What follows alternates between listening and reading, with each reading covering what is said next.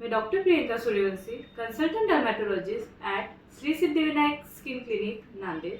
आज आपण ॲलोपेशिया एरियाटा ह्याबद्दल थोडक्यात बोलूया. ॲलोपेशिया एरियाटा यालाच मराठीमध्ये चाय लागणे असं म्हणतात. यामध्ये डोक्यावरती किंवा शरीरातील इतर भागातील केस हळूहळू जायला स्टार्ट होते. त्यामुळे गोलसर किंवा अंडाकृती टक्कल दिसणारे पॅच होतात.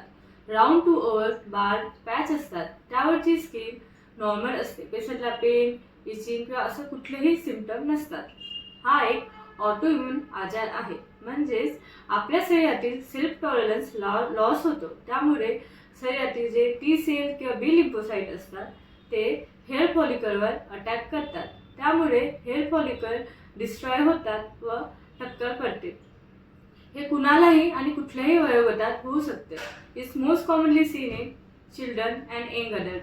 हे बोथ मेल आणि फिमेल ह्यामध्ये इक्वली असते. ॲलोपेशिया एरियाटा हा एक ऑटोइम्यून डिसऑर्डर आहे. त्यामुळे हे अदर ऑटोइम्यून डिसऑर्डर बरोबर असोसिएट असतो, जसे की vitiligo, SLE, pernicious anaemia, Hashimoto thyroid disease और लायकन प्लॅनस. याचे काही टाईप आहेत. Most common type is patchy alopecia areata, म्हणजे लिमिटेड नंबर ऑफ पॅचेस असतात. Other type is alopecia totalis, म्हणजेच डोक्यावरती सगळे केस लॉस होतात. Other type is alopecia universalis, डोक्याबरोबर आयब्रो, बियर्ड आणि शरीरावरतील सगळे केस लॉस होतात. आणि अदर काही अनकॉमन टाईप आहेत, जसे की sisaipho, ophiasis, newer type of alopecia areata, त्याबरोबर acute and diffuse total alopecia areata. याचे काही रिस्क फॅक्टर आहेत जे डिसाईड करतात की it can progress to other type or convert into severe type of alopecia totalis or universalis or resistant to treatment.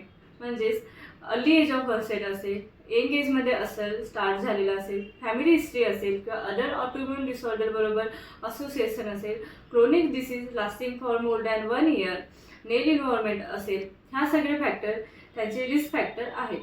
So ॲलोपेशिया एरियाटा हा आपण mostly clinically diagnose करतो. पण काही कन्फ्युजन असेल to differentiate from other type of scarring alopecia like DLE, lichen planopilaris or pseudopelade of Brocq, तर आपण काही investigation करतो. Most commonly non invasive investigation is dermoscopy. ह्यामध्ये आपल्याला yellow dot, black dot, exclamation mark, vellus hair and Pohl Pinkus constriction दिसतो. आणि पुन्हा biopsy केली, म्हणजे स्किन बायोप्सी घेतली, तर त्यामध्ये अराउंड हेअर फॉलिकल लिम्फोसाइटचं कलेक्शन असतो. त्या कलेक्शनला सॉर्म ऑफ बीज अपीअरन्स असं म्हणतात. Now we will discuss about the management of this disease. Management of alopecia areata depend on type and severity of disease. सर्वात आधी तर पेशंटला काउन्सिलिंग अँड सायकोलॉजिकल सपोर्ट खूप इम्पॉर्टंट आहे. डिसीज लोकलाइज असेल तर आपण टॉपिकल थेरपी देतो. टॉपिकल थेरपीमध्ये topical corticosteroid, that is super potent topical corticosteroid in lotion form. Other option including tacrolimus lotion, minoxidil lotion, or irritant therapy including diflunomide, or immunotherapy including diphenyl cyclopropane, that is TPCP. Localized lesion असेल तर आपण इंट्राइजनल corticosteroid पण consider करतो. त्यामध्ये ट्राइमसिनेरॉन ॲसिटोनाइजचे injection देतो. ते स्काल्पवरती 1:1, बियर्डवरती 1:2 and आयब्रोवरती 1:3 ह्या डायल्युशनमध्ये देतो. आणि डिसीज खूप सिव्हिअर असेल, क्रोनिक अँड एक्सटेन्सिव्ह असेल, like alopecia totalis, universalis, ophiasis or sisaipho, ह्यामध्ये आपण सिस्टमिक मॅनेजमेंट देतो. After doing all investigation including basic such as CBC, serum electrolyte, LFT, KFT, viral marker and chest x-ray, त्यानंतर आपण systemic treatment देतो. सिस्टमिकमध्ये आपण oral corticosteroid देतो. Oral corticosteroid हे आपण डेली किंवा पल्स थेरपीमध्ये देतो. त्याबरोबर ह्यामध्ये ओरल कॉर्टिकोस्टेरॉइड हे आपल्याला लॉंग टर्म द्यावं लागेल, त्यासाठी आपण अदर इम्युनोस्टिरॉइड स्पेरिंग एजंट देतो. Most commonly we can consider azathioprine, mycophenolate mofetil, cyclosporine or tofacitinib. यांच्यापैकी कुठलेही एक ड्रग देऊ शकतो. ॲलोपेशिया एरियाटा म्हणजे चाय हा आजार असेल तर कुठलेही घरगुती उपाय करू नका.